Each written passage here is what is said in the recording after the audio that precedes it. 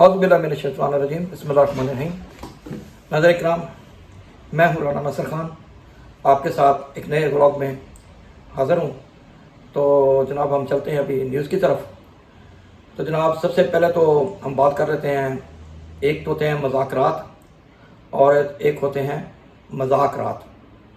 यानी रात में मजाक हो रहा है। तो जनाब खान साहब को भी पता है कि और जो मज़ाकरात कर रहे हैं उनको भी पता है कि जहाँ से असल मुज़ाकरात होने चाहिए वहाँ पे तो खामोशी है, क्योंकि वो भी इंतज़ार कर रहे हैं कि जब तक चाचा ट्रंप जो है वो जनाब हलफ नहीं उठाते तो ना इनकी बेल मंडे चढ़ने वाली है और ना पीटीआई जो है वो वेट कर रही है कि जब तक चाचा साहब जो है वो चाचा ट्रंप साहब जो है वो हलफ नहीं उठाएंगे तो उस वक्त तक कोई मुज़ाकरात। ये सिर्फ असल में क्या है कि लेपा पोती है और ये बम्पू डाल दिया गया है कि जी हम मुज़ाकरात कर रहे हैं फेस सेविंग के लिए। कौन से मुज़ाकरात, कहाँ के मुज़ाकरात? जो जेलों में सड़ रहे हैं उनकी तादाद सुना है 23,000 तक है, और खान साहब हैं उनको मौत की चक्की में बंद किया हुआ है, और उनका जो स्टेटस है दुनिया में, या एक वज़ीर आज़म को, पूरी दुनिया में वज़ीर आज़मों को सज़ा दी जाती है जो भी होती है सच्ची या झूठी, लेकिन कभी उनके साथ ये नहीं होता कि जो खान साहब के साथ हो रहा है। तो ये कौन से मुज़ाकरात हैं और कौन से मुज़ाकरात नहीं हैं, ये कौम के सामने क्या कहते हैं अल्हम्दुलिल्लाह नंगे हो चुके हैं। तो बहरहाल उम्मीद है कि ये जो हमें पहले से पता है इस रिज़ल्ट का कि ये जो बेल है ये मंडे चढ़ने वाली नहीं है, क्योंकि अगर हम इंटरनेशनल दबाव देखते हैं तो हमें ये नज़र आता है कि पाकिस्तान में पहले भी जो फैसले होते रहे हैं वो हमेशा उस सूरत में होते रहे हैं कि जब आपके क्या कहते हैं कि टोटल नेक तक काम आ जाता है, जैसे आपकी नाक डूबने लगती है उस वक्त तक आप जो है ना वो आप पीछे नहीं हटते अपने फैसलों से। और फिर क्या होता है कि जनाब नादरा की टीम जो है वो जाके जनाब एयरपोर्ट के ऊपर नवाज शरीफ साहब से अंगूठे लगवा रही होती है, उनसे साइन करवा रही होती है, उनको क्लीन चिट दी जा रही होती है, और एक दफ़ा फिर तारीख का पहिया वापस कमाया जा रहा होता है। ये बहुत शर्म की बात, लेकिन क्या करें, यही शर्मनाक काम हमारे मुल्क में होते रहे हैं और होते रहेंगे। तो इमरान खान के ऊपर इन्होंने कोई 250 के करीब तकरीबन केस बनाए हुए हैं, तो लेकिन उन केसों के साथ क्या हो रहा है, वो केस जैसे नवाज शरीफ के पहले ख़त्म कर दिए गए हैं, एक हाई जैक के मुकदमे से लेके सजाए मौत तक, और मौत से फिर सजाए उम्र कैद तक, सब यकजबश कलम जनाब का जब ऊपर से हुक्म आ गया तो जनाब आपको कौन सी शर्म, कौन सी गैरत, फिर आपने सब मुकदमात को एकदम क्या कहते हैं कि वर्क फाड़ के फेंक दिए और सजाएं सब आपने गटर में फेंक दी। बहरहाल एक बात दाद देनी चाहिए जनाब मरियम साहबा को कि मरियम साहबा ने अपने जलसों में कहा था कि आप लोगों को नवाज शरीफ को छोड़ना होगा, आप लोगों को नवाज शरीफ की सजाएं माफ़ करनी होगी। और वो जूटा शेर या गीदड़ शेर की जो बच्ची है उसने वो कर दिखाया, बेशक उसके लिए उसको कोई भी कीमत अदा करनी पड़ी, तो लेकिन ये कि उसने जनाब ये कर दिखाया कि उसका बाप अपने बाप को फ्री किया। उसको वो लाई तो वज़ीर आज़म बनाने के लिए थी, लेकिन वो फिर वही बात है कि वो उनके जो कबूतर उन्होंने खुद उड़ाए थे, लेकिन जब उनको ला के मीनार पाकिस्तान के ऊपर बिठाया गया तो किसी ने उनके कान में आके कहा कि जनाब आप इधर कबूतर उड़ा रहे हैं, उधर आपके तोते मुकम्मल उड़ गए हैं, और अब आपके मुकद्दर में इस मुल्क का चौथी दफ़ा वज़ीर आज़म बनना नहीं है। लेकिन एक बात सही है कि बेशक नवाज शरीफ के लोग कितने मुखालफिन हों, तो लेकिन नवाज शरीफ ने अपना रिकॉर्ड कभी क्या कहते हैं कि कभी वो क्या कहते हैं किसी को तोड़ने नहीं दिया। जब भी उनके ऊपर कोई मुश्किल टाइम आया, उनको पता चला कि उनका खर दिमागों से पाला पड़ चुका है और वो खर दिमाग जो हैं वो उसे फांसी चढ़ा के छोड़ेंगे, तो भाईजान उन्होंने कहा इधर लाओ पेपर, मैं साइन करता हूँ डील, और good by two C you gain. क्योंकि ना आप लोगों ने सुधरना है और ना मैंने सुधरना है, तो चलो यही क्या कहते हैं चूहे और बिल्ली का खेल देखते रहते हैं, इनके पीछे चलते रहते हैं। जब ये चूहे और बिल्ली का खेल, जब मेरी बारी आएगी तो मैं आ जाऊंगा। लेकिन अफसोस दुख की बात यह है कि हमारे मुल्क के जो गरीब हैं उनका हशर ये तक हो चुका है कि अभी यूनाइटेड नेशन की एक रिपोर्ट देख रहे थे, वो लिख रहे थे कि जनाब कि पाकिस्तान की 80% जो लोग हैं वो अब गुर्बत की लकीर के नीचे जी रहे हैं। उनके पास जो अशिया खुर्दनी, जो तेल, जो घी और जो चीज़ें उनको चाहिए अपने जीने के लिए, और वो सब अब उनकी पहुंच से बाहर होती जा रही हैं। और सबसे बड़ी दुख की बात यह है कि नाज़रीन इकराम, आप लोगों को मेरी ये बात सुन के आपका कलेजा हाथ में आ जाएगा कि पहले हम सुनते थे कि जी 2.5 करोड़ बच्चे जो है ना वो स्कूलों से बाहर हैं। آپ یقین کریں دل خون کے اثر ہوتا ہے جب ہم یہ سنتے ہیں کہ کسی نے اپنی بچیاں اسکول سے اٹھا لی ہیں کیونکہ وہ ان کی فیس نہیں دے سکتا، کسی نے اپنے بچوں کو اسکول سے جانا اٹھا لیا ہے کیونکہ وہ رکشے کا کرایہ نہیں دے سکتا۔ یہ ہے ہمارے ملک کی ترقی اور یہ ہے ہمارے ملک کے جو 100 بلین کی انویسٹمنٹ آنی اس کا حال، اور وہ 75 بلین کی جو ہے انویسٹمنٹ آنی تھی اس کا حال۔ ابھی سعودی عرب نے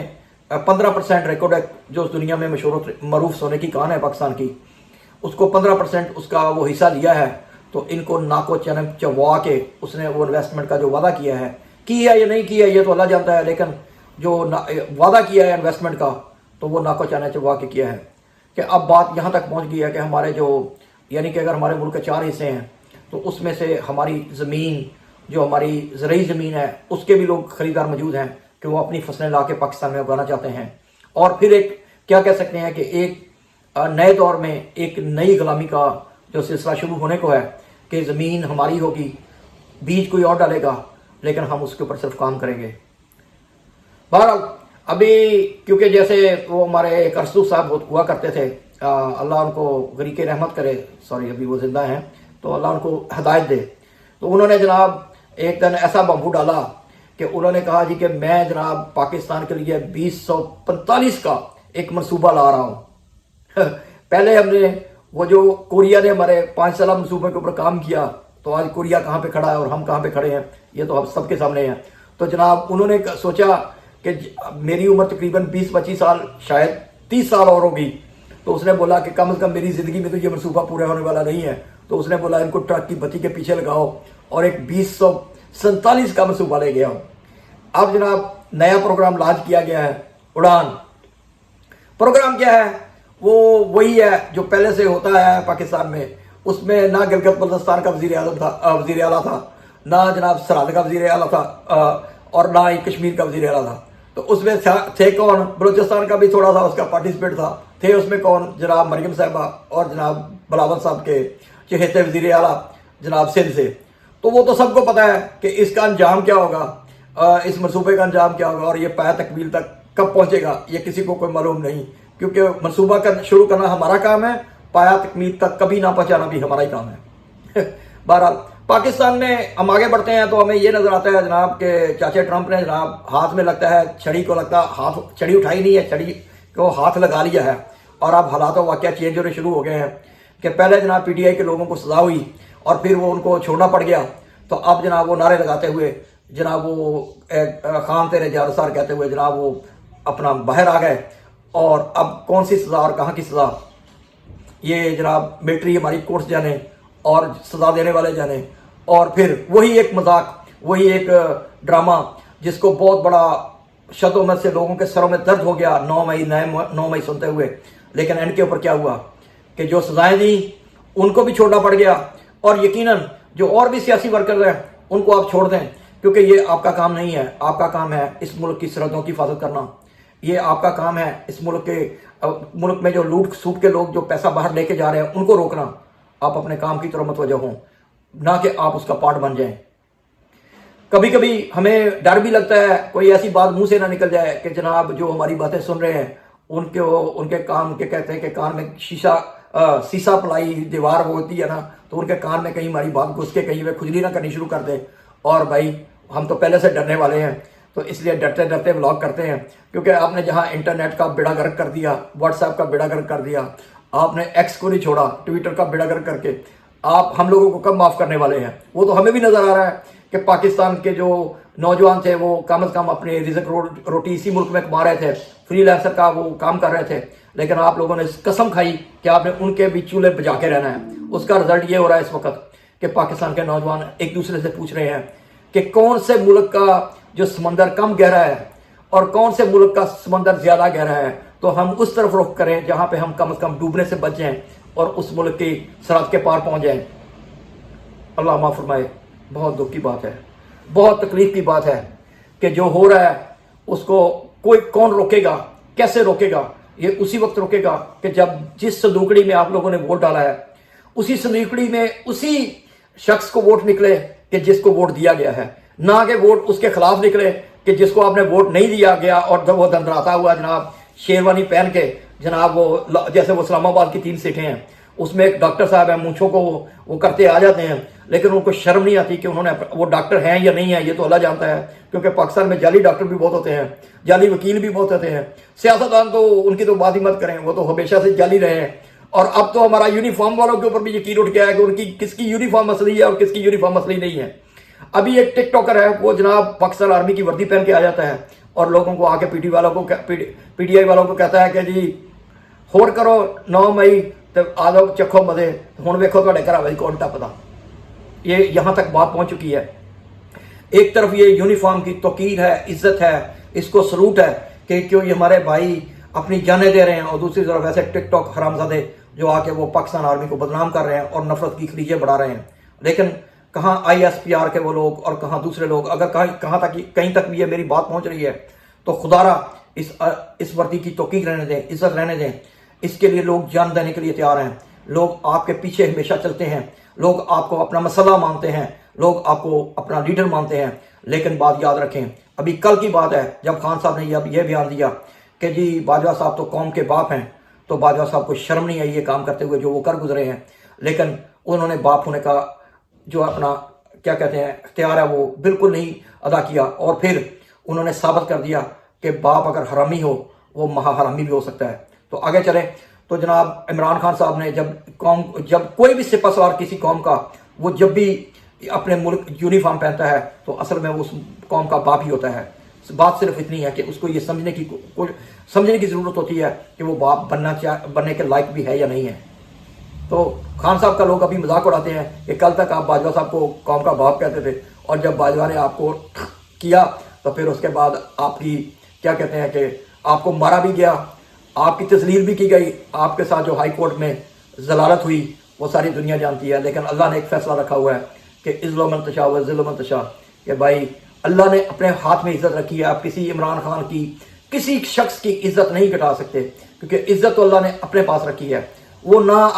آپ نے نواز شریف کو اقتدار دے دیا، شہباز شریف کو وزیر اعظم بنا دیا، وزیر اعلیٰ بنا دیا مریم صاحبہ کو، لیکن کیا ان کو عزت ملی؟ وہ سیالکوٹ کا رنگ باز خواجہ وہ ہر وقت تو کرتا رہتا ہے، لیکن کیا اس کو عزت ملی؟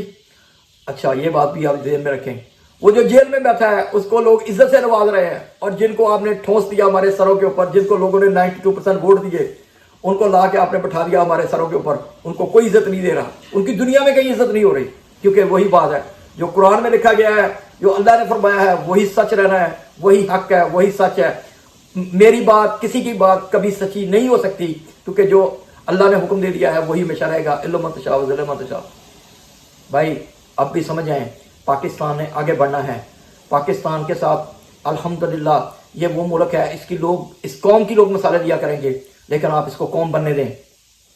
اس کے نوجوانوں کو جو ان کے الحمدللہ ان کے جو یہ دنیا کے ذہین ترین نوجوان ہیں، ہماری بیٹیاں ہماری بہنیں جو دنیا کی ذہین ترین ہیں، تو میں کس کی بات کروں، یہ نوحہ بہت لمبا ہو جائے گا۔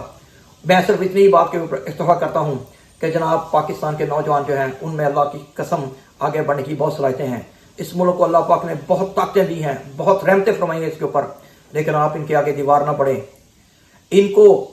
نوجوانوں کو اپنی ذہن سے جس کو یہ چنتے ہیں اس کو چننے دیں۔ عمران خان صاحب کی عمر ویسے ہی 75 ایئر ہو رہی ہے، میں درد مندانہ اپیل کرتا ہوں کہ اس سے پہلے کوئی بڑا حادثہ ہو جائے، اور اس سے پہلے کہ آپ لوگوں کے اوپر ایک دفعہ پھر الزام لگ جائے اور آپ اس الزام کو دھوتے ہوئے اگلی کئی 50 سال گزار دیں، تو اس سے پہلے ہے کہ عمران خان کو چھوڑ دیں، عمران خان کے اوپر رحم کریں۔ اور وہ آپ سے رحم نہیں مانگ رہا، وہ اللہ سے رحم مانگ رہا ہے، لیکن اس کی صرف ایک بات ہے کہ اس کا نظریہ صرف ایک ہے کہ ہماری قوم کے لوگوں کی وہی عزت ہونی چاہیے جو امریکہ کے ایک سٹیزن کی ہے، جو یورپ کے ایک سٹیزن کی ہے۔ تو آپ لوگ بھی آپ لوگوں کی بھی بہت عزت ہے، اپنا پارٹ ادا کریں، اس ملک کو آگے بڑھنے دیں۔ یہ جھوٹے سچے پروگرام لانچ کرنے کا کوئی فائدہ نہیں ہے، اس کے پیچھے کوئی آنے والا نہیں ہے، آپ کو کوئی انویسٹمنٹ ملنے والی نہیں ہے، کوئی پاکستانی وہاں باہر سے پیسہ لا کے اپنے ملک میں انویسٹمنٹ کرنے والے نہیں ہیں۔ باز آ جائیں، ابھی بہت دیر نہیں گزری، ہم سے پہلے بنگلہ دیش ہلاک ہو گیا، کبھی وہ ایسٹ پاکستان ہوا کرتا تھا۔ ابھی جو سرحد میں آگ لگی ہوئی ہے، جو بلوچستان میں آگ لگی ہوئی ہے، اس آگ کو بجانا ہم سے پہلے آپ کا کام ہے، ہم آپ کے پیچھے ہیں، ہم آپ کو اپنی دل و جان سے زیادہ چاہتے ہیں، کیونکہ ہم ہمیشہ اس نظام کے لیے دائی ہیں جو اس ملک میں انصاف فراہم کرے لوگوں کو، جو نان صافی نہ رہے، جو سچے الیکشن کرائے، جو یہاں پہ جو جس کو چنا جائے وہی لیڈر بنے، آپ لوگ بھی اسی کے تابع ہوں، اور اب آپ اپنی 1.5 دن کی مسجد مت بنائیں، کیونکہ اس کا کوئی فائدہ نہیں ہے۔ آپ لوگ پہلے بھی جان چکے ہیں، بے شک آپ کے پاس بہت انفارمیشن ہے، بہت انٹیلیجنس آتی ہیں جو ہم لوگوں تک وہ ان کا ذرا بھی برابر نہیں پہنچتی، لیکن آپ اپنا کام کریں، لوگ آپ کو سلوٹ کریں گے، لوگ آپ کے پیچھے چلیں گے۔ لوگ پہلے بھی آپ کے پیچھے چلتے رہے ہیں، ابھی 76 سال ہو چکے ہیں، لوگ ابھی آپ کے پیچھے ہیں، لوگ آپ کو برا نہیں چاہتے، لیکن آپ اپنا مقام پہچانیں۔ آپ لوگوں کو اپنے سے بدظن مت کریں، خواہ وہ پی ٹی آئی کے لوگ ہوں یا وہ کسی بھی سیاسی جماعت کے لوگ ہیں، سب آپ سے محبت کرتے ہیں۔ بات بہت دور تک نکل گئی ہے۔ انٹر نیکسٹ ٹائم کے لیے رانا ناصر کو اجازت کے وما الن بلا سی یو اگین۔